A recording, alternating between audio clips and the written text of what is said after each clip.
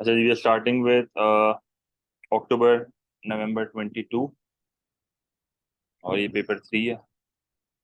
22 का 1 our 15 minutes का होता है, ठीक है। एक वजह से 1 आवर 15 मिनट का डिफिकल्टी लेवल थोड़ा ज़्यादा ही होता है इसका। तो क्वेश्चन नंबर 1। अच्छा, क्वेश्चन नंबर 1 में ये हमसे पूछ रहा है कि what is most likely to improve the allocative efficiency of a market. तो एलोकेटिव एफिशिएंसी का मतलब तुम्हें पता होनी चाहिए कि जब आप marginal cost is equals to, ये एक ऐसी पोजीशन है जहाँ पर आप marginal cost is equals to किधर ऑपरेट करते हो, प्राइस ऑपरेट करते हो, ठीक है। तो marginal cost is equals to price, और price is equals to AR. आपको ये भी याद होना चाहिए। तो एमसी इक्वल्स टू प्राइस बोल दो या एमसी इक्वल्स टू एआर बोल दो, बात एक। तो कह रहा है कि कैसे एलोकेटिव एफिशिएंसी इंप्रूव होगी, ठीक है। Most likely a higher market concentration ratio. Concentration ratio पता है, याद है CR4 की एग्जांपल दी थी। फॉर एग्जांपल कॉन्सेंट्रेशन रेशियो है CR4 लेट्स से 16%। तो ये CR4 का मतलब क्या है कि चार बिगेस्ट फर्म्स का मिला के मार्केट शेयर 60% है, और बाकी जितनी भी फर्म्स हैं उनका मिला के शेयर 40% है। तो कॉन्सेंट्रेशन रेशियो जितना ज्यादा होगा उतना मार्केट में कंपटीशन क्या होगा, कम। जितना मार्केट में कंपटीशन कम होगा उतनी हमारी एलोकेटिव एफिशिएंसी वर्सन होगी, सही है। कल्यूजन बिटवीन फर्म्स, कल्यूजन का मतलब फर्म्स आपस में मिल जाएंगी, वही बात है। Again the competition is reducing या डिक्रीजिंग, जिसकी वजह से वर्सन। Entry of new firms into the market, जब नई फर्म्स मार्केट में आएंगे तो कंपटीशन ऑलवेज जनरेट्स एफिशिएंसी, ये हमेशा याद रखना। Competition always generates efficiency, always remember. अच्छा, पार्ट डी कह रहा है, ऑप्शन डी कह रहा है mergers of firms in the market. तो अगेन अगर मैं कहता हूँ कि फर्म्स आपस में मर्ज होना शुरू हो गई तो ओवरऑल कंपटीशन तो मार्केट में कम ही होगा ना। अगर आप कंज्यूमर के पॉइंट ऑफ व्यू से देखो तो कंज्यूमर के पास तो ऑप्शन कम हो रहे हैं, तो अगेन वही बात है, फिर एफिशिएंसी वर्से नहीं होती है ऐसे सिनेरियोज में। तो वन का आंसर सी बन रहा है, जो कि मोस्ट लॉजिकल ऑप्शन है, जिसमें ज्यादा सोचने की जरूरत नहीं है। ये गलत नहीं होना चाहिए था अगर हुआ भी है तो। The diagram shows, question number 2, the diagram shows a market in which there are negative externalities of production. Negative externalities of production क्या होती हैं? When marginal social cost is greater than marginal private cost, ठीक है। And positive externalities of consumption. Positive externalities of consumption क्या होती हैं? Positive externalities of consumption होती हैं जब marginal social benefit exceed करता है marginal private benefit को, सही है। What is the marginal external cost at the free market equilibrium level of output? आपको याद होगा मैंने आपको दो इक्विलिब्रियम सिखाए थे। मैंने आपको एक सिखाया था सोसाइटी का इक्विलिब्रियम, जो कि socially optimum level of output था। Socially optimum level of output कहाँ पर था, याद है? वो होता था MSB is equals to MSC। और एक इक्विलिब्रियम मैंने आपको जो सिखाया था ना, वो फ्री मार्केट का होता था, जिधर गवर्नमेंट की इन्वॉल्वमेंट लेट से नहीं है, प्राइवेट सेक्टर इक्विलिब्रियम, याद है? मैंने कहा था प्राइवेट सेक्टर हमेशा प्राइवेट कॉस्ट और प्राइवेट बेनिफिट को देखता है। ये लोग सोशल कॉस्ट सोशल बेनिफिट को नहीं देखते, क्योंकि सोशल कॉस्ट के अंदर प्राइवेट और एक्सटर्नल दोनों आते हैं, ये लोग सिर्फ प्राइवेट को देखते हैं। तो when marginal private benefit is equal to marginal private cost, ये प्राइवेट सेक्टर का इक्विलिब्रियम होता है। तो प्राइवेट सेक्टर का इक्विलिब्रियम है ये, इसको मैं हाईलाइट करके दे रहा हूँ। तो ये प्राइवेट सेक्टर का इक्विलिब्रियम है, मैं फिलहाल हूँ इधर, सही है। नहीं सॉरी, प्राइवेट सेक्टर का इक्विलिब्रियम होगा ये MPB है और ये MPC है, इधर होगा। ये इक्विलिब्रियम है फिलहाल। ये प्राइवेट सेक्टर का इक्विलिब्रियम है। देखो, marginal private cost is equal to marginal private benefit. सवाल में क्या पूछा हुआ है इसने? What is the marginal external cost. तो मार्जिनल एक्सटर्नल कॉस्ट कैसे देखोगे? जितनी अमाउंट से मार्जिनल सोशल कॉस्ट, क्योंकि देखो एक चीज याद रखना, social cost is equal to private cost plus external cost. तुम यहाँ पर देख लो कि सोशल कॉस्ट इज ग्रेटर ना, social cost is greater than marginal cost, obviously. अगर सोशल कॉस्ट मार्जिनल, बेसिकली अगर social cost, sorry, social cost private cost से अगर ज्यादा है, ये देखो ना, सोशल कॉस्ट ऊपर है, प्राइवेट कॉस्ट नीचे है। अगर social cost is greater then private cost, तो ऑब्वियसली जिस अमाउंट से वो ग्रेटर होगा, जिस अमाउंट से वो ग्रेटर होगा, वो कौन सी अमाउंट होगी? वो एक्सटर्नल कॉस्ट की अमाउंट। जिस अमाउंट से वो ग्रेटर होगी वो एक्सटर्नल कॉस्ट की अमाउंट होगी। तो मैं क्या करूंगा, आप ऊपर ये हाईलाइट कर लो, ये आपकी आ गई मार्जिनल सोशल कॉस्ट, ठीक है। ये रही आपकी मार्जिनल प्राइवेट कॉस्ट, ठीक है। करंटली तुम हो यहाँ पे, ये तुम्हारा प्राइवेट सेक्टर के इक्विलिब्रियम है, सही है। तो क्या करोगे, यहाँ से हॉरिजॉन्टल डिस्टेंस देख लो और वर्टिकल डिस्टेंस देख लो, ये वर्टिकल डिस्टेंस देख लो, सही है। तो आपको तुम्हें पता चल जाएगा कि एक्सटर्नल कॉस्ट क्या है। तो ई से लेके जी का जो गैप है, ई से लेके जी का जो गैप है ना, ये एक्सटर्नल कॉस्ट है। तो ए इज द राइट आंसर। समझ आया? जल्दी जल्दी रिस्पॉन्ड करोगे, जल्दी जल्दी होगा यार, जल्दी बता दिया करो। कह रहे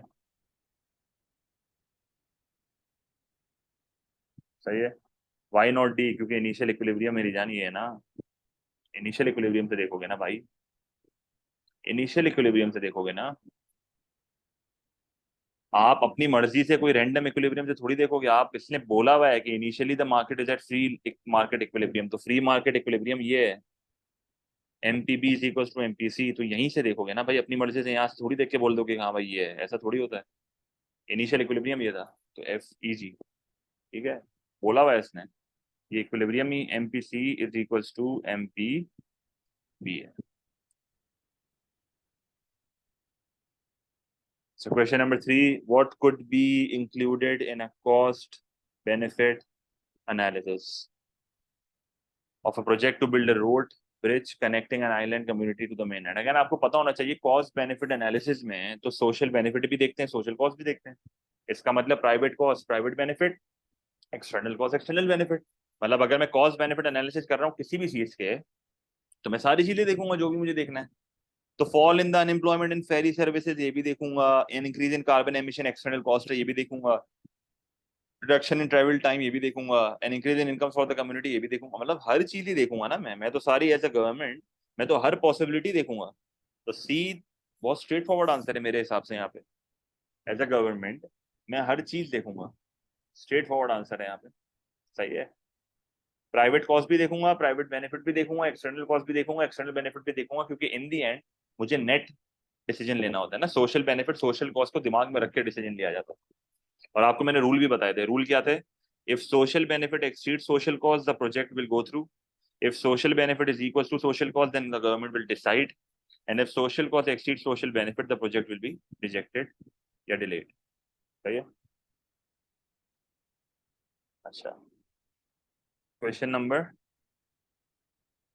4, the table shows the total and average utility at different levels of consumers weekly consumption, and after which level of weekly consumption, after which level of weekly consumption does the diminishing marginal utility first occur। कह रहे हैं ऐसी कौन सी quantity थी जहां पर DMU का affect show हुआ, जहां पर डीएमयू का अफेक्ट दिखा। ऐसी कौन सी क्वांटिटी थी जहां पर डीएमयू का अफेक्ट दिखा? पहले मुझे ये बताओ तुम लोगों का यहाँ पर आंसर क्या आ रहा था?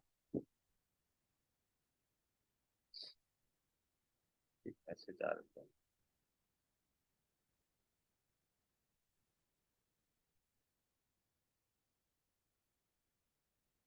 किसका गलत था ये पहले तो ये बताओ, किसका गलत हुआ है ये?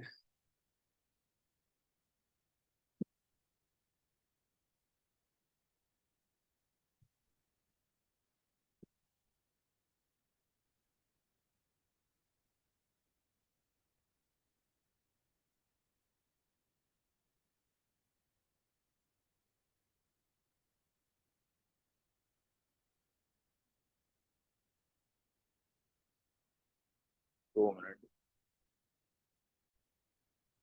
ठीक है, तो जैसे एमसीक्यू में ये कह रहा था, क्या कह रहा था कि ऐसी कौन सी ऐसी कौन सी क्वांटिटी है जिसके बाद डिमिनिशिंग मार्जिनल यूटिलिटी ऑब्वियस हो गया या शो हो गया। तो ये पूछ रहा है किस क्वांटिटी पे ये शो होना शुरू हुआ, मतलब किसके बाद, बेसिकली बात पूछा है किस क्वांटिटी के बाद ये हुआ है।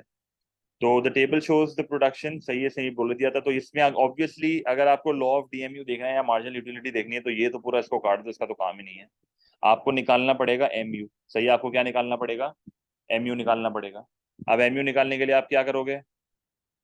पहले यूनिट पे एमयू कितना होगा? 4 होगा, दूसरे पे कितना होगा?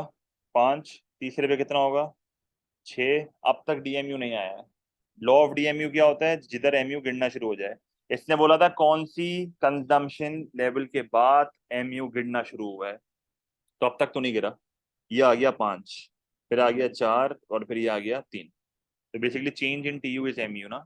अब मुझे बताओ कौन से लेवल के बाद एमयू शुरू हुआ है, कौन से लेवल के बाद एमयू शुरू हो गया, लॉ ऑफ डीएमयू शुरू हो गया? आंसर क्या होगा यहाँ पे?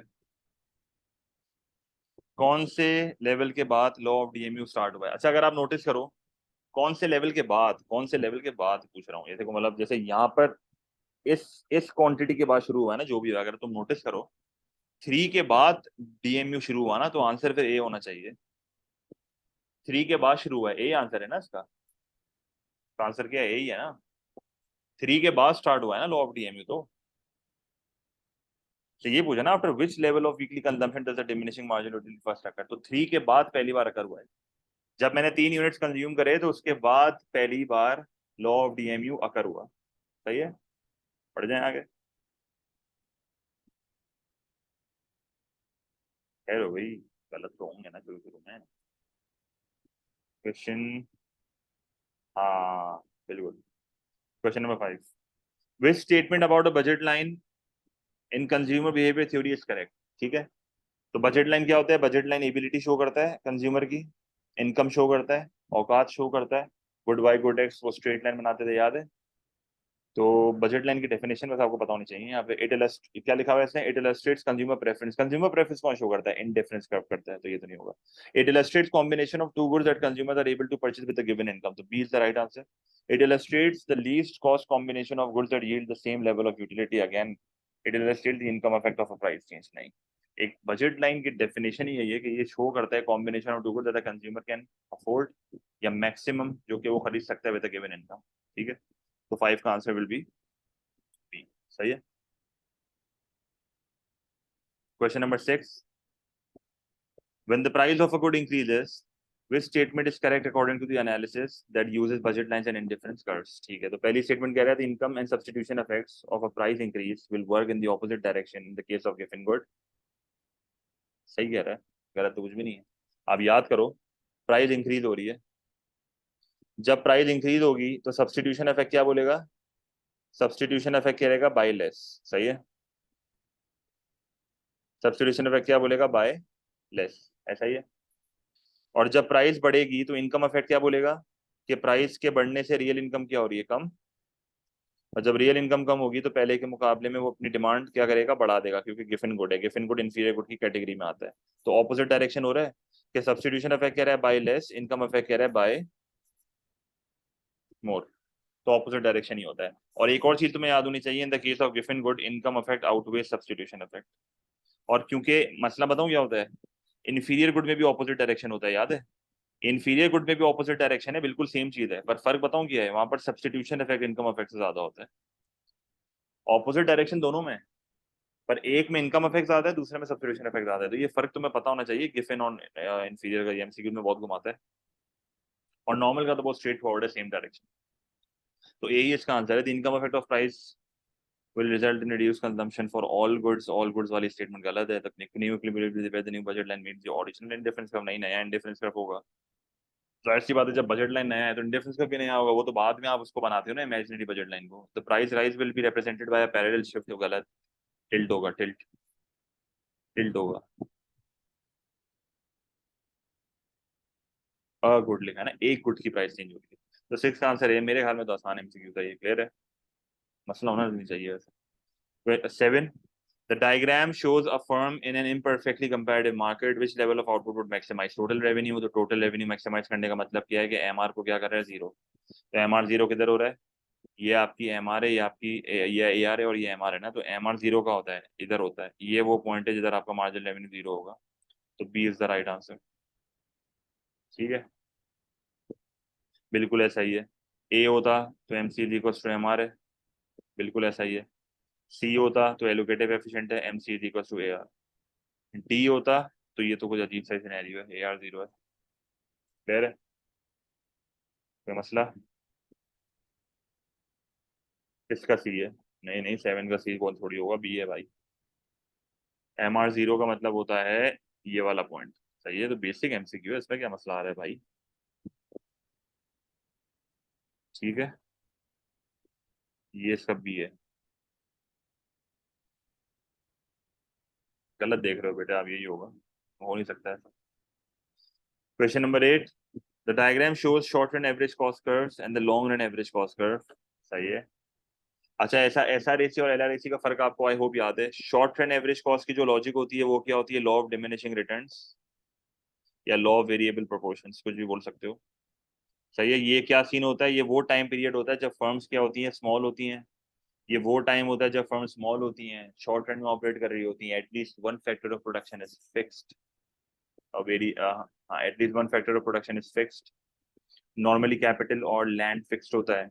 फिर लॉन्ग रन वो टाइम पीरियड होता है जहाँ पर all factors of production are variable. यहाँ पर जो लॉजिक होती है वो economies of scale and diseconomies of scale है, क्योंकि स्केल का मतलब ही लार्ज स्केल होता है। तो एक एक फर्म को इकोनॉमीज ऑफ स्केल और डिस इकोनॉमीज ऑफ स्केल सिर्फ लॉन्ग रन में पॉसिबल है, उसके अलावा पॉसिबल नहीं है। स्टेटमेंट देख लेते हैं एक एक करके। विच when each of the three SRAC curves is U-shaped, it shows the existence of the economies of scale। बिल्कुल गलत। SRAC जो U shape बना हुआ है वो economies of scale और diseconomies of scale नहीं है, क्योंकि शॉर्ट रन में वो एग्जिस्ट ही नहीं करता भाई। ये लॉ ऑफ डिमिनिशिंग रिटर्न्स की बात कर रहा है। When the LRAC curve is upward sloping beyond output OQ, तो beyond output OQ ये upward sloping है, ठीक है। It shows the existence of diseconomies of scale। बिल्कुल सही बात कर रहा है। ये जो राइजिंग पार्ट होता है LRAC का, ये क्या होता है? ये diseconomies of scale है। और ये जो फॉलिंग पार्ट होता है ये इकोनॉमीज ऑफ स्केल है। एवरेज कॉस्ट का गिरना है economies of scale, diseconomies का बढ़ना है एवरेज कॉस्ट का बढ़ जाना, मतलब एवरेज कॉस्ट का बढ़ना है डिस इकोनॉमीज ऑफ स्केल। फिर when the minimum point of SRAC2 is below SRAC1, ठीक है, minimum point of SRAC2 is below SRAC1, ठीक है। It shows the existence of law of variable proportions, नहीं, it shows the existence of economies of scale। उल्टी बातें कर रहा है। when the minimum point of SRAC2 is below SRAC3, ठीक है, it show the existence of economies of scale, diseconomies of scale. तो ये यहाँ पर ईओएस की बात कर रहा है। ये वाले मेरे ख्याल में ये जो है ना ये गलत नहीं होना चाहिए, ये भी आसान एमसीक्यू है। अगर आपको लॉन्ग रन शॉर्ट रन का फर्क आपको पता होना चाहिए, एलआरएसी के पीछे लॉजिक क्या, एसआरएसी के पीछे लॉजिक क्या। अगेन नोट्स इंपॉर्टेंट हैं इवन फॉर एमसीक्यू। तो 8 का आंसर भी है। Question number 9, the diagram shows a decrease in demand for the product of a profit maximising monopolist.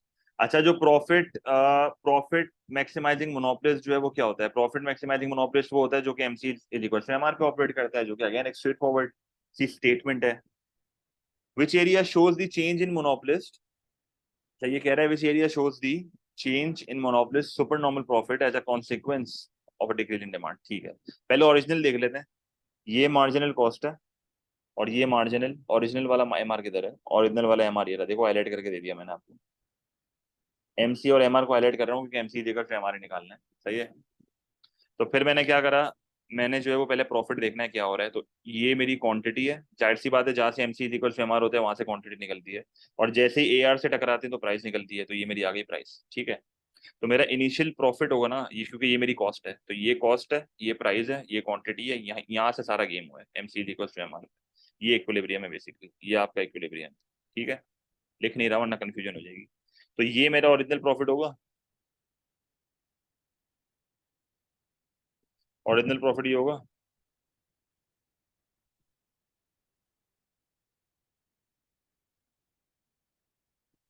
सही है।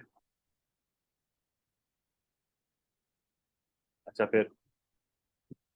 फिर उसके बाद जो है, फिर उसके बाद जो है मेरी डिमांड कम हुई। मैं जैसे ही मेरी डिमांड कम हुई ना तो मेरा एमआर पीछे आ गया। ऑब्वियसली देखो एमआर पीछे आ गया, एमआर पीछे आया तो मसला क्या हुआ कि अब जो है ना वो मेरा सिस्टम कुछ ऐसा हो गया है।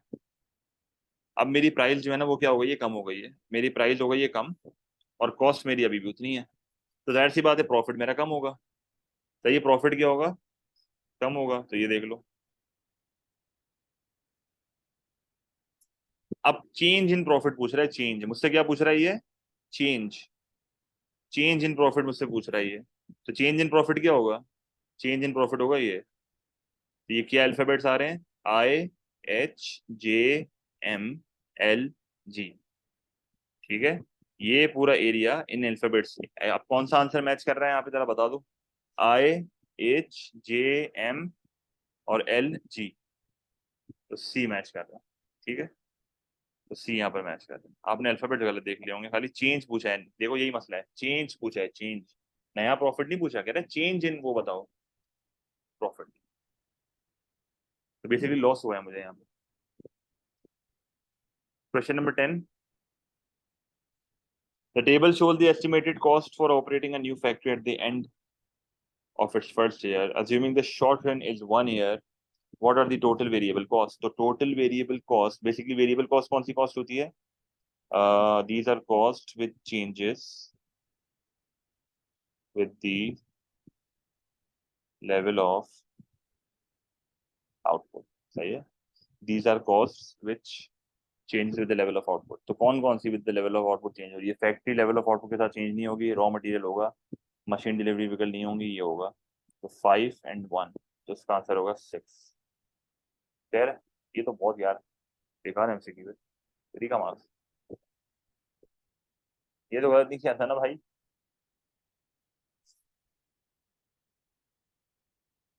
फिर क्वेश्चन नंबर 11।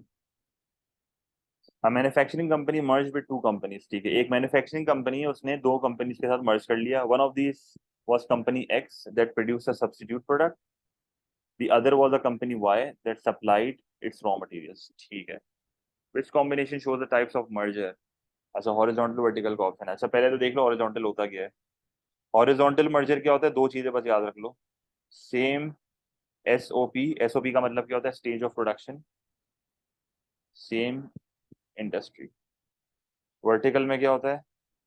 वर्टिकल में different stage of production, same industry. सही है। अब डिफरेंट स्टेज ऑफ प्रोडक्शन भी दो तरह के होते हैं, या तो तुम अपने कस्टमर को टेक ओवर करते हो, या तो तुम अपने सप्लायर को टेक ओवर करते हो।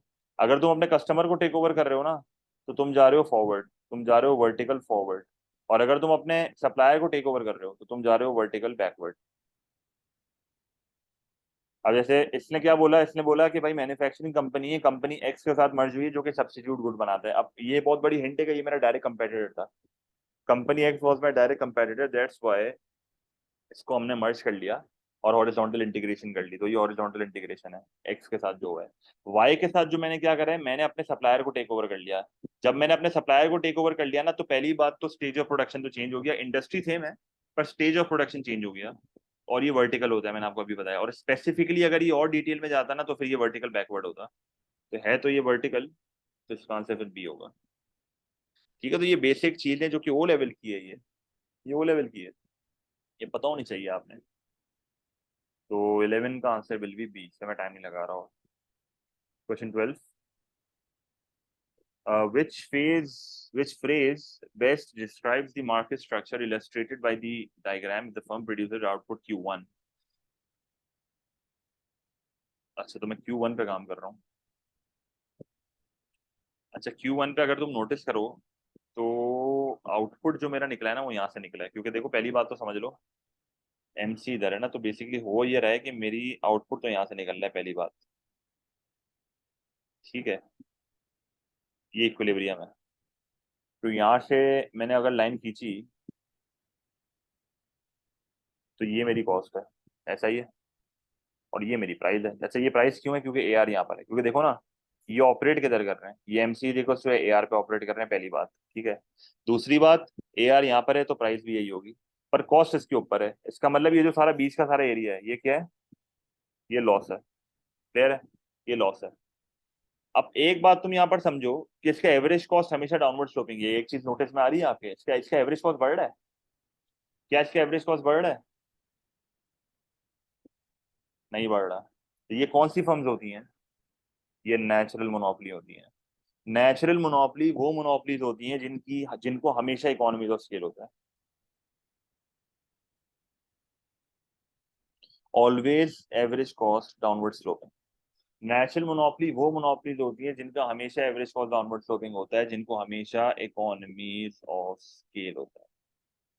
ठीक है। और ये ऑब्वियसली पब्लिक सेक्टर का इदारा है, इसी वजह से ये एमसीजी का थ्रू एआर पे भी ऑपरेट कर रहा है। पब्लिक सेक्टर इदारे का कभी भी ऑब्जेक्टिव प्रॉफिट नहीं होता, इनका ऑब्जेक्टिव होता है सोशल वेलफेयर, सोसाइटी की बेहतरी के लिए काम करना। सही है। नहीं नहीं नहीं अरे बेटा, स्टीपर बना हुआ है ना, स्टीपर बना हुआ है। तो इतना डिटेल में नहीं जाओ थ्योरी वाली, कभी कभार कुछ चीज़ें इग्नोर करनी होती है। सही है। सीख नहीं, देखो वो तो देखो, अब ये गलत ऑप्शन था ना, तो फिर जीरो भी तो नहीं होता उसमें, जीरो भी का होता है हमारे उसमें। ठीक है, तो आपने ये सब सारी चीजें देखी, अब कौन सा ऑप्शन मैच कर रहा है? ये जितनी सारी चीजें मैंने अभी आपको बताई हैं। मोनोपोलिस्टिक फॉर्म तो मैच नहीं कर रही, monopoly making super normal profit बिल्कुल गलत, ऑलिगोपोली तो ये है ही नहीं। तो डी आंसर होगा non profit maximising state monopoly. State monopoly का मतलब क्या है? Public sector monopoly. सही है। 12th का answer will be B.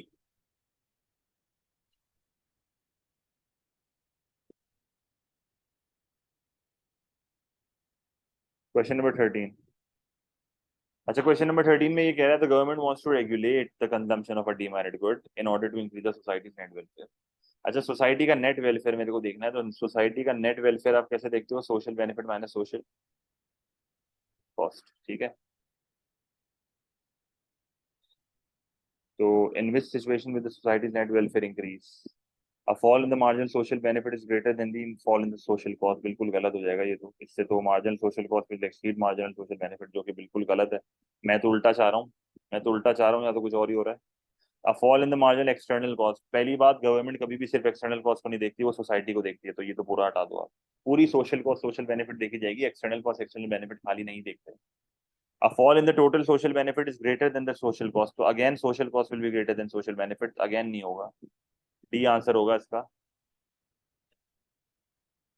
A fall in the total social cost is greater than the social benefit, तो social cost में जो fall आया है ना वो greater है than the fall in social benefit, तो इसका मतलब तो social benefit will exceed social cost. अगर मैं नेट देखूं तो ये वाला सही ऑप्शन है, क्योंकि गवर्नमेंट अगर डीमेरिट गुड को कम कर रही है तो वो इसी टारगेट से कर रही है कि नेट वेलफेयर बढ़ेगा, और नेट वेलफेयर बढ़ने का मतलब यही है कि social benefit should exceed social cost, वरना नेट वेलफेयर नहीं बढ़ेगा, डिफरेंस बढ़ना चाहिए। सही है, तो 13 मेरे ख्याल में आसान है, और ये रिपीटेड है, ये जहाँ तक मुझे याद पड़ रहा है ये ये नवंबर 16 में भी आ चुका है मेरे हिसाब से। नवंबर 16 में भी आ चुका है, हमारे वेरिएंट की बात कर रहा हूँ मैं, पेज 3 इसमें भी आ चुका है, चेक कर लेंगे बाद में। और ये रिपीटेड एमसीक्यू नया नहीं है ये, अगर आप सारे पेपर कर लो ना तो ये आपसे आंख बंद करके आप कर दे ये वाला क्वेश्चन। सही है, कोई मसला यहाँ तक, कोई मसला है तो बोलो।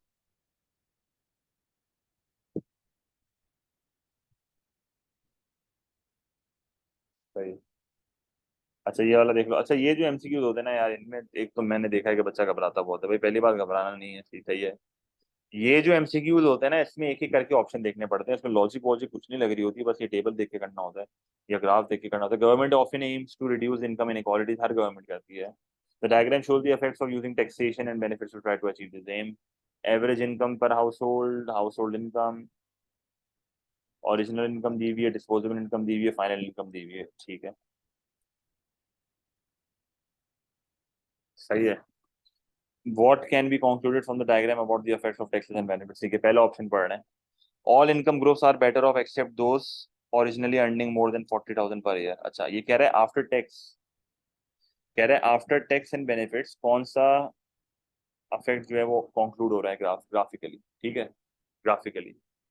तो all income groups are better off except those, कह रहा है हर इनकम ग्रुप बेटर ऑफ है। सही है, हर इनकम ग्रुप बेटर ऑफ है except those originally earning more than $40,000 per year. तो कह रहा है हर इनकम ग्रुप बेटर ऑफ है except those that are earning 40,000 और मोर। तो देख लेते हैं, टेस्ट कर लेते हैं कैसे टेस्ट होगा ये। 40,000 है ना, पहले यहाँ तो लाइन खींच लेते हैं, ठीक है।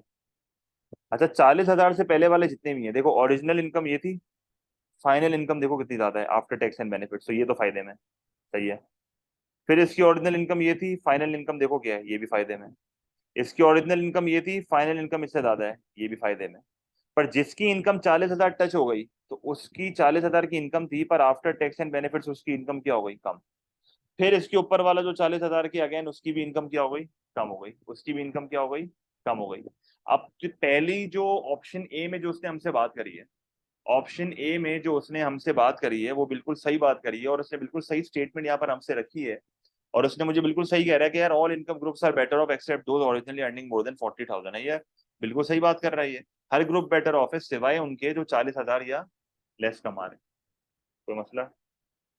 पक्की बात है यहाँ तक? मुझे फोन बहुत तंग कर रहा है।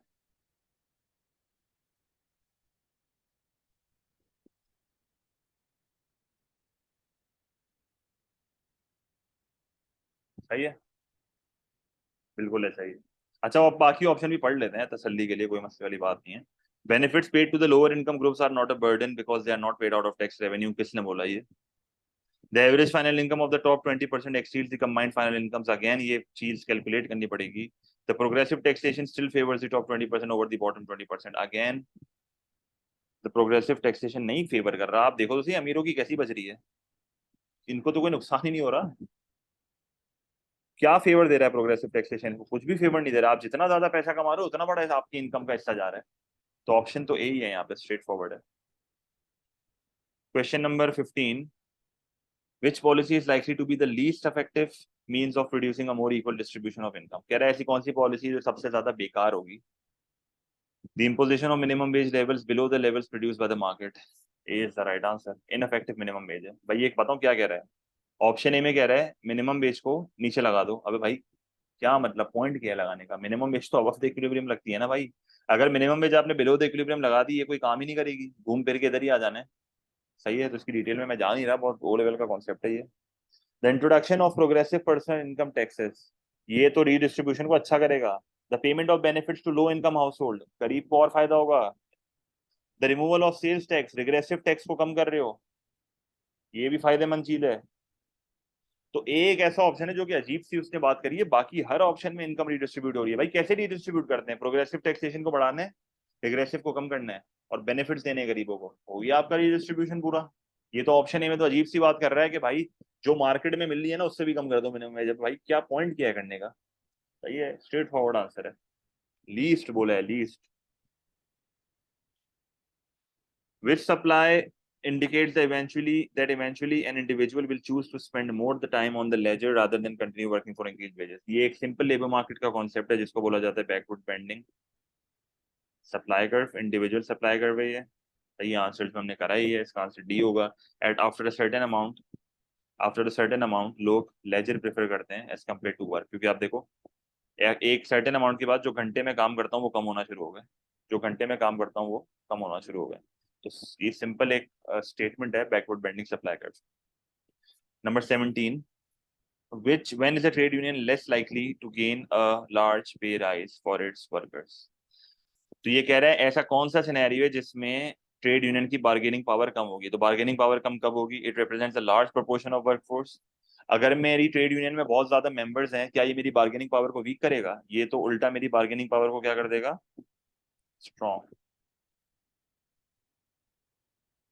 It represents the workforce that is elastic demand. Elastic demand for labour कब होती है? जब अनस्किल्ड वर्कर होता है. अगर मेरी ट्रेड यूनियन में अनस्किल्ड वर्कर है ना, तो ट्रेड यूनियन बहस नहीं कर सकती. ट्रेड यूनियन एम्प्लॉयर से बहस नहीं कर सकती. एम्प्लॉयर सामने से यही बोलता है जा ले जा अपना वर्कर, तेरे वर्कर में कुछ ऐसा खास नहीं है, तेरे मार्केट में तेरे जैसे वर्कर बहुत हैं. सही है. तो वो लोग बेसिकली क्या करते हैं, वो कहते हैं कि ऐसे वर्कर को फारिग कर दो. इलास्टिक डिमांड ऑफ लेबर का कॉन्सेप्ट यही होता है कि वो हल्की सी वेज बढ़ाने की डिमांड करेंगे, एकदम से क्वांटिटी जो है वो कम हो जाएगी. सही है, बैंड बच जाएगी. तो ये वीक करता है पोजीशन को, और बी आंसर होगा इसका. It represents the workforce that is increasing its labor productivity. Again, this will make the trade union stronger. It represents the workforce that works for a highly profitable firm. Again, this makes a stronger, क्योंकि जब एक profit ज्यादा कमा रही होती है ना firm, तो आराम से पे राइज करवाएगी. नहीं, लेस लाइकली नहीं तो मोर लाइकली है ना. अगर एक फर्म बहुत ज्यादा प्रॉफिट कमा रही है तो जाहिर है वो पैसे वर्कर के बढ़ा देगी ना, उसको फर्क थोड़ी पड़ेगा. लेबर की कॉस्ट तो बहुत स्मॉल प्रोपोर्शन होगी. ठीक है. Question number 18. Which statement does not support the view that extraction of mineral resources by a foreign company will make it more difficult for a developing economy to achieve future economic growth? एक बार वापस पढ़ लेते हैं. This statement does not support the view that extraction of mineral resources by a foreign company will make it more difficult for developing. अजीब सा इसने ये flow में लिखा हुआ है. मतलब बेसिकली पूछना क्या चाह रहा है ये पूछना ये चाह रहा है कि अगर ऐसी कौन सी स्टेटमेंट है जो सपोर्ट नहीं कर रही व्यू को. मतलब बेसिकली मैं लिख देता हूँ statement which supports the view that GDP will rise. उल्टा पूछ रहा है, उल्टा पूछ रहा है. Which statement does not support the view that extraction of mineral resources by a foreign company will make it more difficult? कह रहा है ऐसा कौन सा स्टेटमेंट है जो इस चीज को सपोर्ट नहीं करेगा कि इकोनॉमिक ग्रोथ डिफिकल्ट है. जो इस चीज को सपोर्ट नहीं करेगा कि इकोनॉमिक ग्रोथ डिफिकल्ट है. मतलब मुझे इन सारे ऑप्शन में से वो ऑप्शन ढूंढने, एलिमिनेशन मेथड से करूंगा, मुझे वो ऑप्शन ढूंढने जिसमें जीडीपी बढ़ना या तो मुश्किल है या तो गिर रहा है, या तो जीडीपी बढ़ना पॉसिबल नहीं है, may not go up. Basically मैं कहना चाह रहा हूँ either the GDP will fall or it is difficult for the GDP to rise, may not go up. तो पहले एक एक करके ऑप्शन देख लेते हैं, थोड़ी अंग्रेजी अजीब सी लिखी हुई है यार उसमें। Exports of these mineral resources will result in an appreciation of the exchange rate, की appreciation of the exchange rate से जीडीपी बढ़ेगा या गिरेगा, या कोई चांसेस हैं जीडीपी के राइज ना होने के? कुछ भी चांसेस हैं? मेरे हिसाब से तो चांसेस हैं जीडीपी के ना बढ़ने के। क्यों? जब करेंसी अप्रिशिएट होती है ना, इंपोर्ट की प्राइस कम हो जाती है, और इंपोर्ट की प्राइस जब कम होती है ना, तो फिर इंपोर्ट का एक्सपेंडिचर बढ़ जाता है और मुल्क से पैसा बाहर चले जाता है, तो इसकी वजह से जीडीपी क्या हो जाता है, कम। तो ये नहीं होगा। Reduced tax rates aimed at encouraging the foreign company to invest in the country will increase inflation. इसमें क्या मसला होगा? कह रहे reduced tax rates aimed at, अच्छा जरूरी है कि इकोनॉमिक ग्रोथ आएगी? क्या टैक्स रेट को कम करने से जरूरी है कि इकोनॉमिक ग्रोथ आएगी? ये डिफ्लेशनरी गैप पे डिपेंड नहीं करता? मानते हो इस बात को? ये डिफ्लेशनरी गैप पे डिपेंड नहीं करता? ये भी एक क्वेश्चन मार्क है। The foreign company will raise the skill levels of the local population through training schemes. Perfect answer. The foreign company will send profits back to its own country. इससे भी GDP कम होगा, मुल्क से पैसा बाहर जा रहा है, पैसा मुल्क में खर्च नहीं होगा, स्पेंडिंग कम हो गई, जीडीपी कम हो गया। कमा यहाँ रहा है, खर्च कहीं और कर रहा है, तो जाहिर है जीडीपी कम होगा। सी परफेक्ट आंसर है भाई, ट्रेनिंग देते हैं, मल्टीनेशनल है ना, मल्टीनेशनल का सबसे बड़ा एडवांटेज ही है ये। सही, तो 18 का आंसर सी होगा। ये आसान तो मैं नहीं बोलूंगा, पर ये अजीब सा एमसीक्यू था। Growth rates can be calculated using the changes in the value of GDP from year to year. Why is real GDP considered to be a better indicator than, मैंने पहले ही बोला था real GDP is the better indicator for economic growth because it adjusts GDP it adjusts GDP with inflation. So why is real GDP considered to be a better indicator than nominal GDP for this calculation? Because real GDP adjusts for the price changes by using a base year, बिल्कुल। तो price changes का मतलब होता है inflation. Real GDP ignores the effects of fluctuation in the exchange rate. Real GDP includes the sizes of the population। नहीं, अगर वो sizes of the population को consider करता तो फिर per head लिखते हैं ना, ये भी नहीं होगा। Real GDP measures GDP at factor cost rather than market prices। नहीं, A is the right answer। Why is disaster relief money sent by non-government organization to a South African country not classified as an official foreign aid? आपको मैंने पहले ही बताया था BOP पढ़ाते हुए कि add जो होती है ना, वो गवर्नमेंट टू गवर्नमेंट होती है, पहली बात। तो ये तो नॉन गवर्नमेंट ऑर्गेनाइजेशन किसी को दे रही है, तो ये कोई एड थोड़ी है। ऑफिशियल फॉरेन एड सिर्फ गवर्नमेंट टू गवर्नमेंट होती है। It does not finance the long term, नहीं ये रीजन नहीं है। इट डज नॉट इनकर, ये भी रीजन नहीं है। It is not supplied by a government, ये सही रीजन है। Only countries in Asian Africa classified as developing, अजीब सा ऑप्शन है। तो हमेशा याद रखना, अगर एक non government organisation South America को रिलीफ फंड्स दे रही है या कुछ भी दे रही है, तो वो ऑफिशियल काउंट थोड़ी करेगा। जैसे पाकिस्तान से अगर एक अमीर बंदा किसी दूसरे मुल्क में पैसा वो कर रहा है, डोनेट कर रहा है, तो हम ये थोड़ी बोलेंगे पाकिस्तान की गवर्नमेंट दे रही है, वो बंदा दे रहा है भाई, तो ये ऑफिशियल थोड़ी है, कोई पेमेंट हो रही है, तो कोई इंडिविजुअल कर रहा है। तो 20 कहाँ से चाहिए, या कोई एनजीओ कर रहा है। What is the cause of seasonal unemployment? A general decrease in the demand. तो जनरल डिक्रीज इन डिमांड से प्रोडक्शन कम होती है, डिमांड फॉर लेबर कम होती है, अनएम्प्लॉयमेंट बढ़ जाती है। तो ये कौन सी अनएम्प्लॉयमेंट होती है, डिमांड डेफिशिएंट, या सिंपली ये रिसेशन के टाइम पे आती है, जो कि सिक्लिकल भी बोलते हैं इसको। A lack of necessary skills in the workforce, so this is occupational immobility। You are not of multiple uses, जिसकी वजह से आप अनएम्प्लॉयड हो। A temporary change, ये सीजन है। टेम्परेरी चेंज सिर्फ सीजन में ही आता है, in the pattern of consumer expenditure, जैसे टूरिज्म हो गया। And unwillingness of workers to move to other parts of the country, when you are unwilling to move to an other part of a country, this means that you are geographically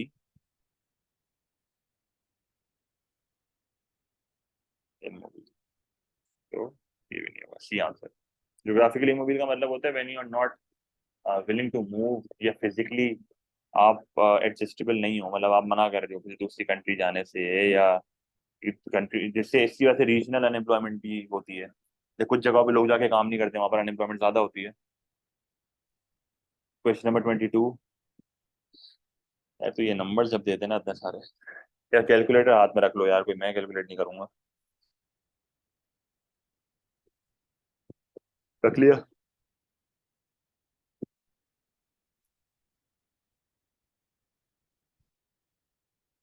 बता देना भाई जल्दी, इतने सारे हो class.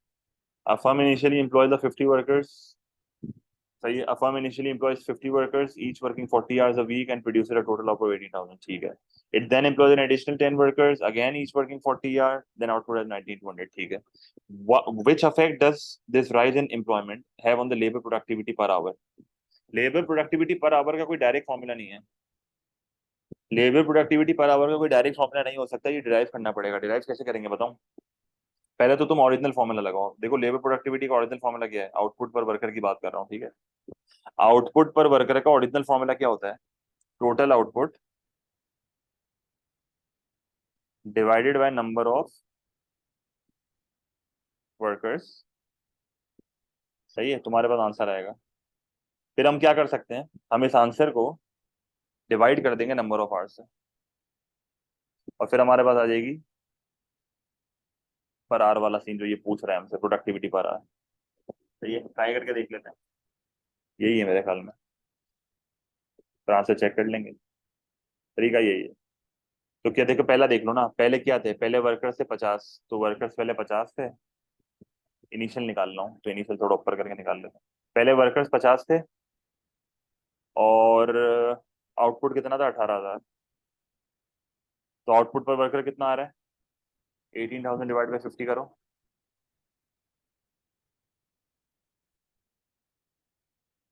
360, सही है, 360 पर वर्कर। फिर क्या करेंगे, आंसर को divide by number of hours. तो 360 को मैंने डिवाइड कर दिया 40 आवर्स से, तो क्या आंसर आ रहा है? तो यहाँ पर आंसर आ रहा है 9 पर आवर पर वीक। ठीक है। फिर दूसरा निकाल लेते हैं। 19,200 यूनिट्स डिवाइडेड बाय कितने वर्कर्स हो गए अब, 60 वर्कर्स हो गए ना, 50 पहले थे, 10 और है। कितना आ रहा है? 320, 320 पर वर्कर। ठीक है। फिर क्या करूंगा, 320 को डिवाइड करूंगा किससे? नहीं 320 नहीं, पक्का 320 आ रहा है। ये कम कैसे हो रहा है? अच्छा कम हो रहा है।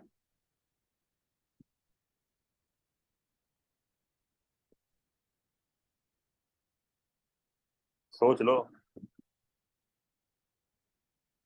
तो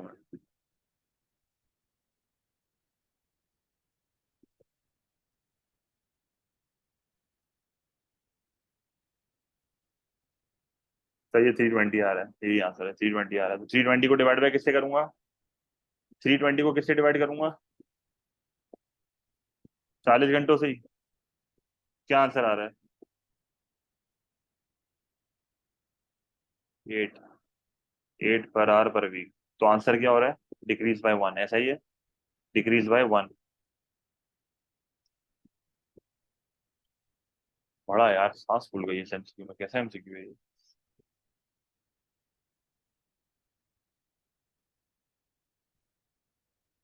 कुछ कुछ था नहीं इसमें, पर ये मोस्ट प्रोबेबली गलती किया होगा बच्चों ने, मेरा जहाँ तक अंदाजा है। ये इतने कॉम्प्लिकेट जब करते थे ना कैलकुलेशन, फिर गलती हो जाती है।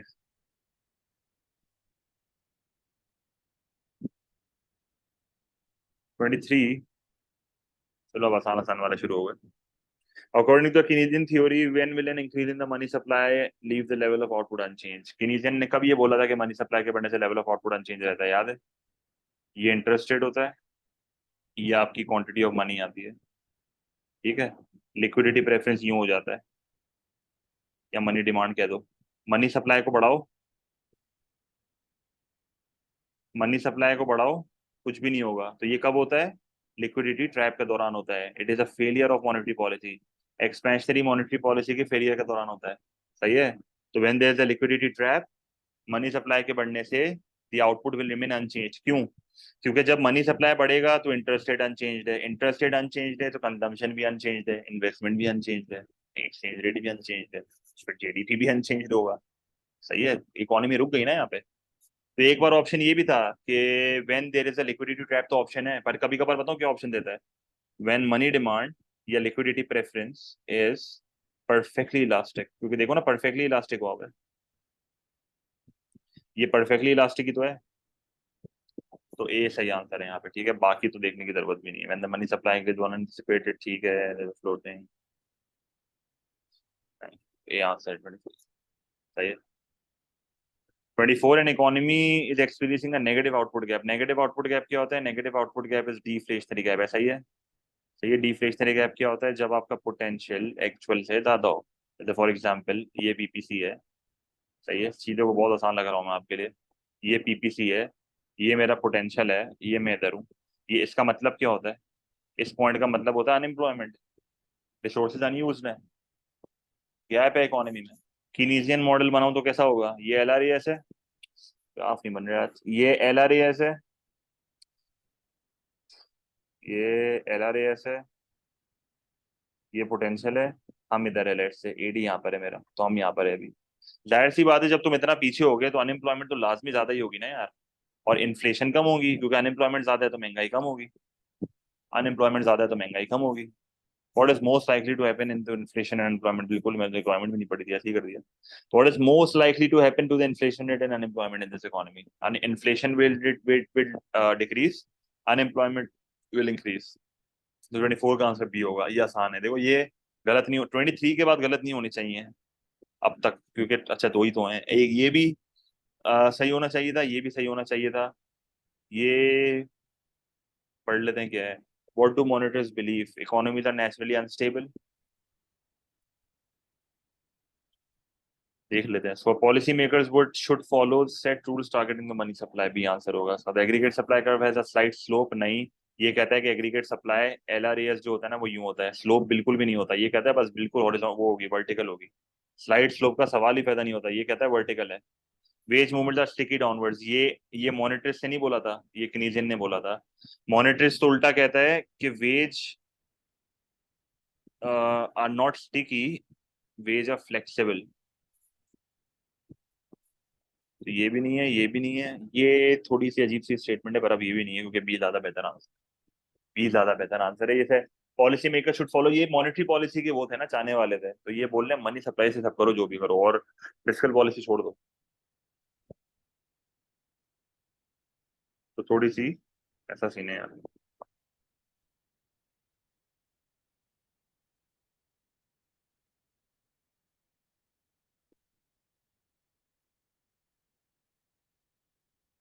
26, which combination of changes over time in an economy would definitely represent increased economic growth per capita? ना, तो again economic growth per capita का मतलब है रियल जीडीपी पर कैपिटा बोलो या पर हेड बोलो, वो बढ़ रहा है। तो रियल जीडीपी अगर तुम्हें बढ़ाना है ना, तो इन्फ्लेशन कम होनी चाहिए, पहली बात, रियल बढ़ जाएगा। टोटल आउटपुट बढ़ना चाहिए, पॉपुलेशन कम हो तो ज्यादा अच्छा है। गिनी कोएफिशिएंट बढ़ता ही है। व्हाट शुड नहीं बोलो, व्हाट वुड डेफिनेटली, बिल्कुल गिनी कोएफिशिएंट तो बढ़ेगा। गिनी कोएफिशिएंट बढ़ने का मतलब बताऊं क्या है? गिनी कोएफिशिएंट बढ़ने का मतलब है इनइक्वालिटी बढ़ रही है। गिनी कोएफिशिएंट बढ़ने का मतलब क्या है? जीनी कोएफिशिएंट बढ़ने का मतलब क्या है? कि inequality of income and wealth बढ़ रहा है, जो कि इकोनॉमिक ग्रोथ का सबसे बड़ा डिसएडवांटेज भी होता है, पर वो बढ़ता है, उसको रोक नहीं सकते। अनइवन डिस्ट्रीब्यूशन ऑफ इनकम होगी। तो price level should fall, output should rise, population fall हो तो ज्यादा बेहतर है, और फिर ये आंसर मैच कर रहा है, ठीक है। चॉइस नहीं है ना यार यहाँ पे, जीसी, ये गिनी कोएफिशिएंट में चॉइस नहीं है हमारे पास, ये तो होना ही होना है, कुछ नहीं कर सकते तुम इसका।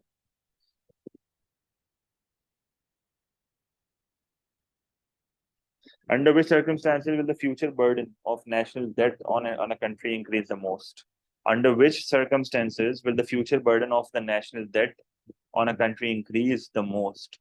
तो increase in the budget deficit, budget deficit बढ़ेगा। बजट डेफिसिट क्या होता है? बजट डेफिसिट होता है जब गवर्नमेंट की spending is greater than the government का रेवेन्यू, तो जी गवर्नमेंट की spending is greater then tax revenue. अगर ये बढ़ेगा तो गवर्नमेंट के नेशनल डेट, उधार गवर्नमेंट के ऊपर प्रेशर आएगा, तो जितना बड़ा ये जीडीपी का हिस्सा होगा उतना ज्यादा गवर्नमेंट की बैंड बजेगी, तो ये 4% of GDP is a better option. Change in GDP मेरा कम से कम होना चाहिए, तभी मेरी और बैंड बजेगी। और price of government bonds should be decreasing, अगर मुझे अपनी बैंड को बजाना है। क्योंकि जब प्राइस ऑफ गवर्नमेंट बॉन्ड्स गिरेंगे तो इंटरेस्ट रेट बढ़ेगा। आपको ये याद होना चाहिए कि गवर्नमेंट बॉन्ड्स और इंटरेस्ट रेट में नेगेटिव रिलेशनशिप होता है। क्यों होता है? इसकी लॉजिक बहुत सिंपल सी है। जब गवर्नमेंट बॉन्ड सस्ते होते हैं तो जाहिर सी बात है लोग इसको अवॉइड करते हैं, दूसरे एसेट्स पे जाते हैं। ठीक है। तो बेसिकली इन दोनों का रिलेशनशिप बेसिकली क्या हो जाता है? नेगेटिव हो जाता है। सही है। इसकी पीछे लॉजिक मैंने शायद बताई थी मॉनेटरी पॉलिसी पढ़ाते हुए, इस पर हम बात भी कर लेंगे। पर आपको ये पता होना चाहिए कि रिलेशनशिप जो है ना वो क्या होता है? नेगेटिव होता है। कोई मसला है यहाँ तक?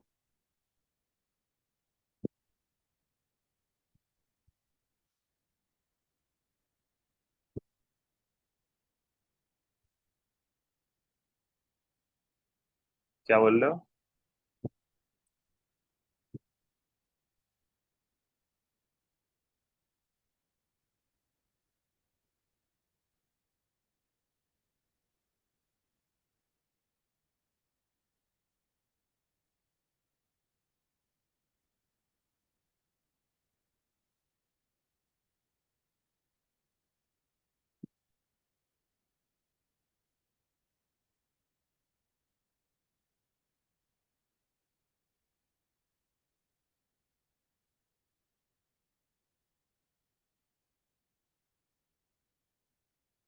सही है।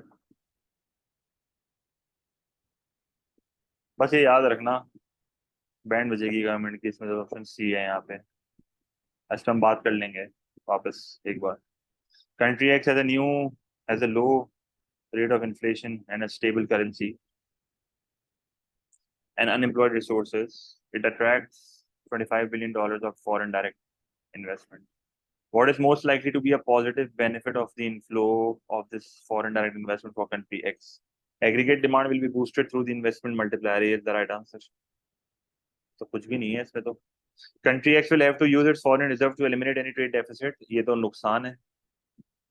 The balance of payment will be affected with the outflow of profits, ये भी नुकसान है, मुल्क से पैसा बाहर जा रहा है। Rate of inflation will increase if country X tries to, again ये भी नुकसान है। तो फायदा सिर्फ ये है कि जब बाहर मुल्क से इन्वेस्टमेंट आएगी तो एडी बढ़ेगा।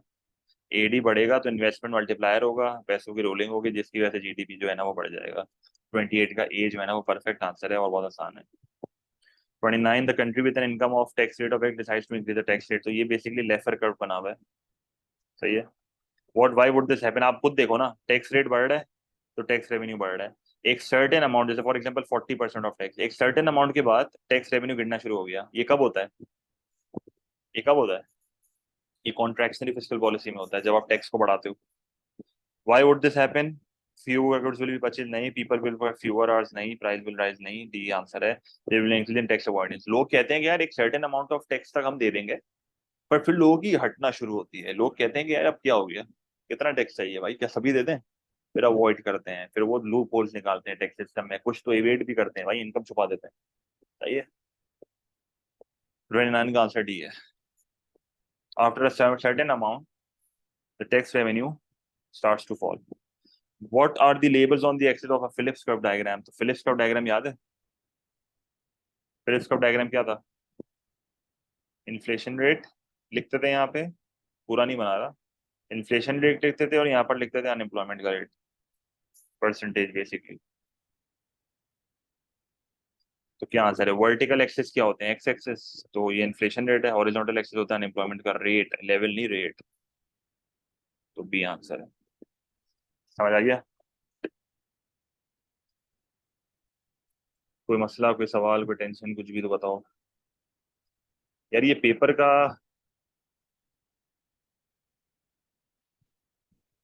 मुझे अच्छा लगा पेपर, इतना आसान तो खैर नहीं था ये, मैं नहीं मानता आसान है ये।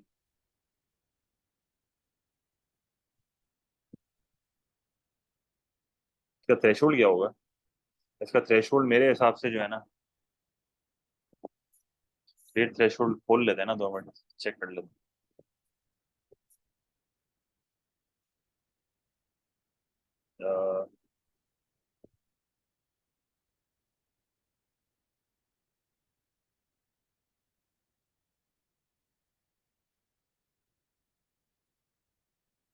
नवंबर 22 वेरिएंट 2 है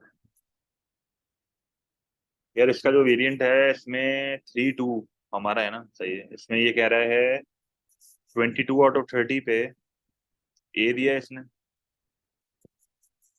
18 आउट ऑफ 30 पे बी दिया है, और 16 आउट ऑफ 30 पे सी दिया है। दो दो मार्क्स पे ग्रेड चेंज हो रहा है। पर मैं बताऊं, जनरल थ्रेशोल्ड 25 होता है यहाँ। जून अटेम्प्ट का 24-25, इससे नीचे नहीं जाता। 24-25 ए होता है। आपका टारगेट ये होना चाहिए फॉर द टाइम बिंग।